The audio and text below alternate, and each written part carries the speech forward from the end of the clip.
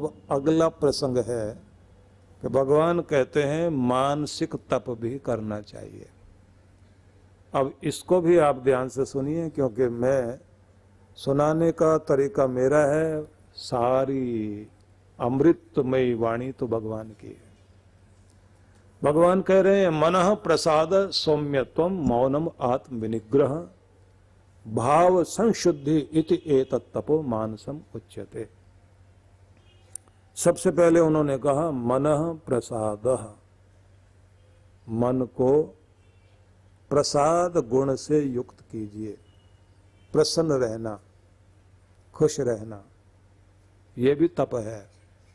विपरीत परिस्थितियों के बीच भी अपने अंदर की खुशी को, प्रसन्नता को, आनंद वाले स्वभाव को, इस दौलत को मिटने मत दो।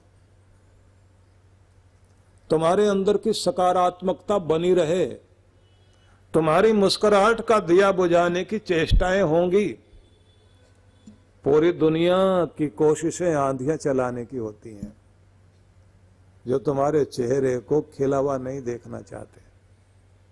वो जो तुम्हारे मुस्कुराहट के दिए को बुझाने की चेष्टा में लगे हुए हैं, उन सारी परिस्थितियों के बीच जब जीना और मुस्कुराना मुश्किल हो, तब भी आप अपने अंदर आनंद का भाव बनाए रखें, तो इसको सबसे बड़ा तप कहा गया है।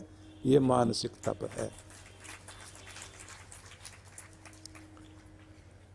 अंदर से शांति, अंदर से प्रसन्न, अंदर से आप खुश, शांत और संतुष्ट हों, ये किसी के कहने से नहीं आता, इसे कमाना पड़ता है, इसकी प्रैक्टिस करनी होती है। कोई ना कोई अच्छा रास्ता निकलेगा जब आपके मन में एक विश्वास होता है ना कि दुनिया में अगर ताला बना है तो चाबी भी है, अगर रोग है तो औषध भी है, अगर दुख है दूर करने के उपाय भी हैं, अगर समस्या है तो दुनिया में समाधान भी है। खोजने की ही तो देर है, रास्ता निकलेगा, भरोसा रखिए। और जब आप भरोसा रखते हैं तो आपके अंदर आत्मविश्वास जागता है, और फिर आप कहते हैं रोने से और दुखी होने से बात नहीं बनेगी। अपने आप को शांत करो, सहज करो, मार्ग ढूंढो और समस्या का समाधान करो। कृष्ण भगवान ने पहला शब्द कहा मानसिक रूप से प्रसन्न रहना, प्रसाद गुण बनाए रखना, चेहरे पर मुस्कुराहट बनाए रखना, ये तप, मानसिक तप कहलाता है। अपने आप को जल्दी बैलेंस कर लेना चाहिए। सौम्यत्वम दूसरा शब्द कहा, सॉफ्टनेस, कोमलता, कठोरता नहीं है। परिस्थितियां आपको कठोर करेंगी, लेकिन आप कोमल बने रहिए। कोमल बने रहने से मतलब है आपके चेहरे पर सौम्य भाव दिखाई दे, क्रोध वाला भाव नहीं, मिठास दिखाई दे, सहज होने की चेष्टा। होना तो पड़ता ही है, परिस्थितियां कितना भी आपको दुखी करें, शांत होना पड़ेगा। कितना भी आप त्योरियां चढ़ा लें, आखिर में चैन की नींद लेने के लिए और अपना घर व्यवहार चलाने के लिए आपको थोड़ा कोमल तो होना ही पड़ेगा। तो देर क्यों लगाने, जल्दी अपने आप को संभालना आ जाए तो समझ लेना यही है समझदारी, यही है बड़प्पन, कि जो आदमी जल्दी से अपने आप को संभाल ले जाए। ठीक है, आप पत्थर के नहीं हैं, इंसान है ना, दर्द होता है इंसान को, चोट लगती है तो पीड़ा होगी, दर्द मिला है तो चेहरा कुमलाएगा भी सही, लेकिन उसे लंबा मत खींच लेना, उसे ज्यादा देर तक अंदर मत बैठा लेना। इसलिए कुछ बातें बहुत जरूरी हैं। एक तो जो लोग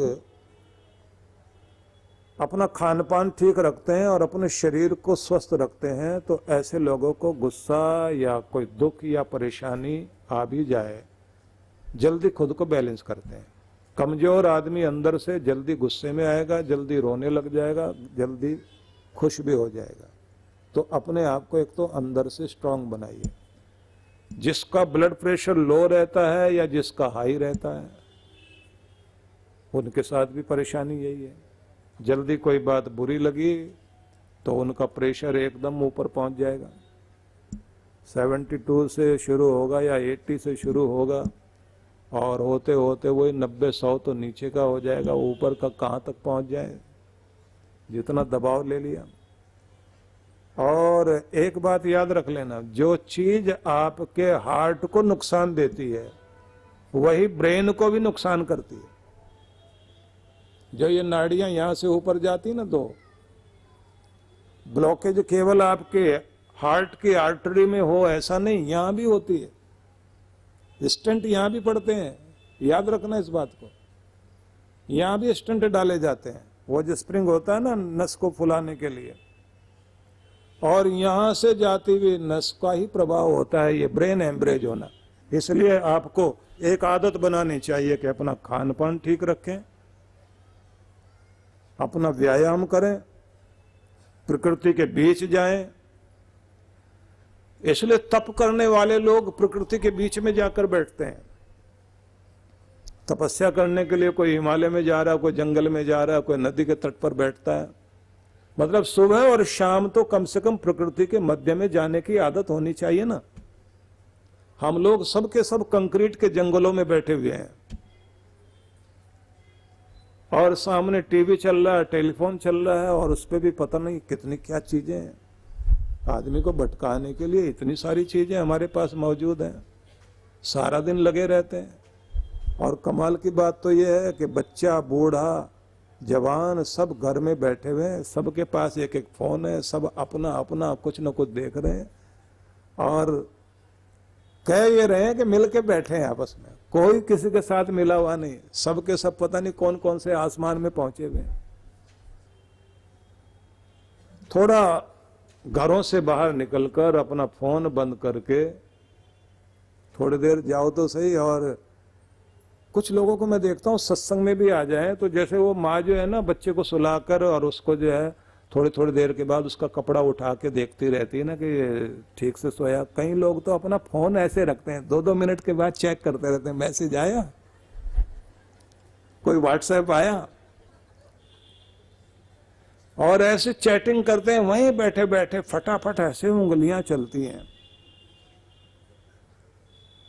हम लोग जब साधना में बुलाते हैं तो एक चीज सिखाया करते हैं कि कभी खुद के साथ मीटिंग करने की आदत डालो, खुद से भी मिलो।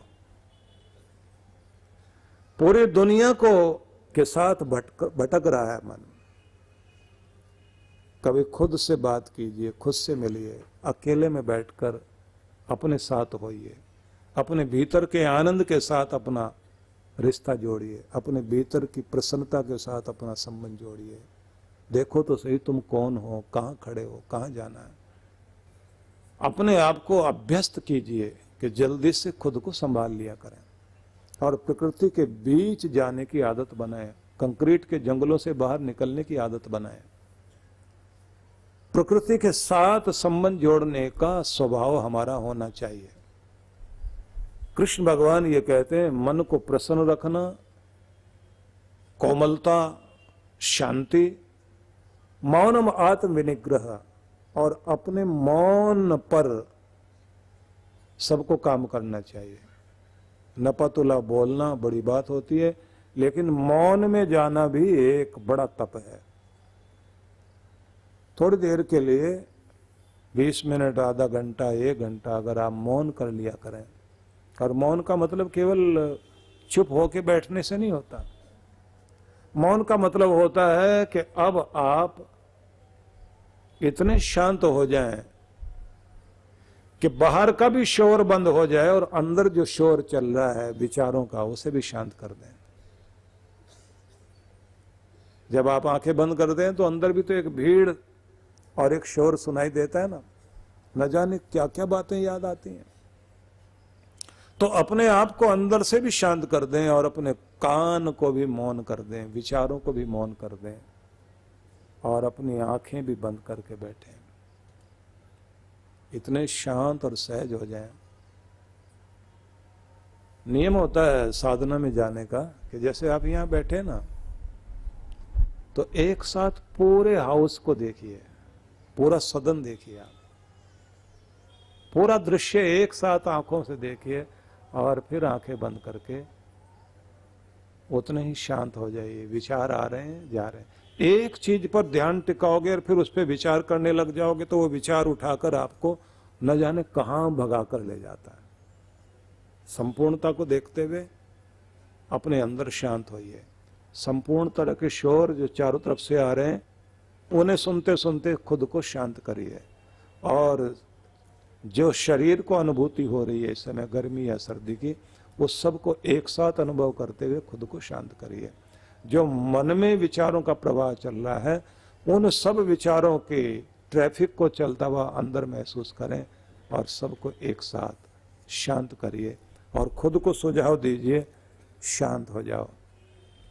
तो जैसे सुझाव देते हैं, शांत शांत शांत शांत, मौन, खामोश, सहज, सरल, स्थिर, धीरे धीरे आपके अंदर स्थिरता आती है और उस स्थिति में दो चीजें घटती हैं, या तो नींद या ध्यान। जैसे आप ध्यान में पहुंच जाते हैं, दुनिया बाहर रह गई, दुनिया का मेला बाहर रह गया और आप दुनिया का मेला देखते देखते कहीं आगे निकल आए, तो वहां जहां आप अपने आप को बिल्कुल अकेला बना लेते हैं, वहां दुनिया की बातें पीछा करने के लिए नहीं आती, वहां दुनिया का मालिक मिलने के लिए आपके साथ आता है। जब आप अपने आप को अकेला कर लेते हैं, उसकी तरंगे आनी शुरू होंगी, पहले शांति मिलनी शुरू हो जाएगी, चैन मिलना शुरू हो जाएगा, संतुष्टि मिलेगी।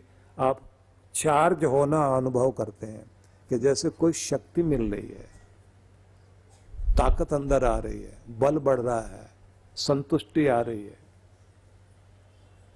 फिर अजीब लगता है कि ये हो क्या रहा है, मुझे क्या दिया जा रहा है जो एकदम अलग तरह का है, जो इस दुनिया का नहीं है। मेरी आत्मा पावरफुल हो रही है, मेरा हृदय और प्रेमपूर्ण हो रहा है, मेरा मन और खिलने लगा है, मेरे पूरे तन मन में शक्ति आ रही है। रात्रि में सोते समय जब आप गहरी नींद लेते हैं तो पूरी विश्व शक्ति आपके मस्तिष्क में प्रवेश करती है। उस समय 10% विश्व शक्ति आपको नींद से मिलती है। किसी आदमी को कितना भी बढ़िया आप खिलाइए पिलाइए, टॉनिक दीजिए, लेकिन सोने मत दीजिए तो शरीर की ताकत नहीं बनेगी, बीमार हो जाएगा। नींद में हमको मिलता क्या है? नींद में आपका ये सहस्रार चक्र और ये सारे चक्र, ये इंडोक्राइन ग्लैंड्स, इन सब का संबंध जो है विश्व शक्ति से, यूनिवर्सल पावर से, आपका सुप्रीम पावर से आपका संबंध जुड़ने लगता है और वहां से आती हुई जो ताकत है वो आपको चार्ज कर रही होती है। आपके बॉडी सेल्स जितने भी हैं, डैमेज सेल्स, उनकी रिपेयरिंग शुरू हो जाती है। आपके मस्तिष्क के जितने भी न्यूरॉन्स हैं उन सबको एक नई शक्ति दी जा रही होती है। उससे आपकी स्मृति शक्ति बढ़ती है, उससे आपकी जो पिट्यूटरी ग्लैंड है, आपकी पीनियल ग्लैंड है, उसके अंदर बहुत बड़ा परिवर्तन आता है जिसका प्रभाव आपकी बुद्धिमत्ता पर भी पड़ता है। अच्छी याददाश्त के लिए जरूरी है अच्छी नींद का होना। इसलिए आपको, क्योंकि ये मैं मेडिकल साइंस की बात न करके वो बताना चाहता हूँ जो हमारे देश का अध्यात्म है, वो ये दर्शाता है कि आपकी साधना आपको बहुत कुछ देती है। हर एक को बैठना चाहिए, नींद भी लें, ध्यान में भी बैठें, भजन गाएं या जप करें या माला जपें, जपते जपते आप इतने तल्लीन हो जाइए कि आपको अपनी होश न रहे। तो भगवान ये कहते हैं मन से प्रसन्न रहना, सौम्यता, कोमलता को अपनाना, शांति को अपनाना, मौन और अपनी खामोशी में स्थिर होना। और अगला शब्द उन्होंने कहा है आत्म विनिग्रह, स्वयं पर नियंत्रण लगाना, ये भी तप है। बड़ा प्यारा शब्द है ये। इसका मतलब होता है कि आपका नियंत्रण आपके हाथ में होना चाहिए, दूसरे के हाथ में नहीं। आपका रिमोट कंट्रोल आपके हाथ में जाए, दूसरा कोई आपको कंट्रोल ना करे, आपकी कि तारों को या धागों को, जैसे कठपुतली को दूसरे लोग नचाते हैं, आपको कोई कठपुतली ना बना ले, दूसरा कोई धागे हिलाए और आप हिलना शुरू कर दें। अपना नियंत्रण दूसरों के हाथ में मत दीजिए। अब कहने के लिए तो ये बात बहुत साधारण सी है, लेकिन ये वास्तव में बहुत ही ज्यादा महत्वपूर्ण बात है। कोई हमें भड़काए हम भड़क जाएं, कोई हमें रुलाना चाहे हम रोने लग जाएं, कोई निराश कर दे हम निराश हो जाएं, और कोई हमारे अंदर ऐसी उत्तेजना पैदा कर दे कि हम मरने मारने पर तुल जाएं, या कोई ललचा दे और हम लालच में आ जाएं। तो इसका तो मतलब यही है कि हमारा कंट्रोल दूसरे के हाथ में है। बस यही सीखना है आपको कि आपका नियंत्रण आपके हाथ में आए और आप किसी भी स्थिति में दूसरे के द्वारा प्रभावित ना हो। यदि आप स्वयं को नियंत्रित करना सीख गए तो समझ लीजिए कि आपके अंदर एक समझदारी वाली स्थिति शुरू हो गई, और सफलताओं के लिए ये बहुत जरूरी चीज है। बहुत तरह के लालच हर किसी की जिंदगी में है, और जैसे कोई छोटे से ताप से पिघल जाता है, मक्खन थोड़ा सा ताप देखते ही पिघलता है, मोम के लिए थोड़ा ज्यादा ताप चाहिए, लेकिन पानी को उबलने के लिए, भाप बनने के लिए 100 डिग्री चाहिए। लोहे के लिए 1000 डिग्री, तांबा थोड़ा और गर्मी चाहता है पिघलने के लिए 1500 डिग्री पर। सबकी अपनी अपनी डिग्री है, लेकिन जो किसी भी डिग्री पर ना पिघले, ना टूटे, ना झुके, ना हिले, बस समझ लेना चाहिए वही है धीर पुरुष, वही है असल तपस्वी। झुग्गी झोपड़ियों में सिसक रहे निर्धन बेसहारा बच्चों के लिए प्रगति की सोच रखने वाले, इनके सपनों को साकार करने के लिए इन बच्चों की ही क्षमताओं को बल देने का संकल्प लेकर चलने वाले परम पूज्य श्री सुधांशु जी महाराज एवं डॉक्टर अर्चिका दीदी के पावन सानिध्य में बाल कल्याण योजनाओं को विश्व जागृति मिशन के तहत पिछले कई वर्षों से संचालित किया जा रहा है। इसके लिए पूज्य श्री द्वारा झारखंड के नक्सली प्रभावित आदिवासी क्षेत्रों रुक्का खूंटी में निर्धन बच्चों के संपूर्ण विकास के उद्देश्य से पिछले कई वर्षों से स्कूल चलाए जा रहे हैं। बच्चे समाज और देश का भविष्य है। इनके उत्थान के लिए यदि आप भी बाल विकास योजनाओं में अपना सहयोग देना चाहते हैं तो ऑनलाइन डोनेशन के लिए लॉगिन करें www.vishwajagritimission.org। जीवन संचेतना लाखों पाठकों की बुद्धि को सच्चेतना से और हृदय को सद्भावना से परिपूर्ण करने वाली मासिक पत्रिका जीवन संचेतना। ये देववाणी है परम पूज्य श्री सुधांशु जी महाराज के उपदेशों को पढ़ने एकमात्र समान उपयोगी मासिक पत्रिका जीवन संचेतना। सदस्यता शुल्क भारत में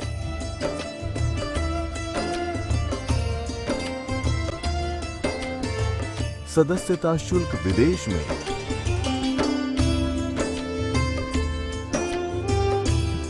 यदि आप जीवन संचेतना की सदस्यता प्राप्त करना चाहते हैं तो इस पते पर संपर्क करें। विश्व जागृति मिशन, आनंद धाम आश्रम, नांगलोई नजफगढ़ रोड, बक्करवाला मार्ग, नई दिल्ली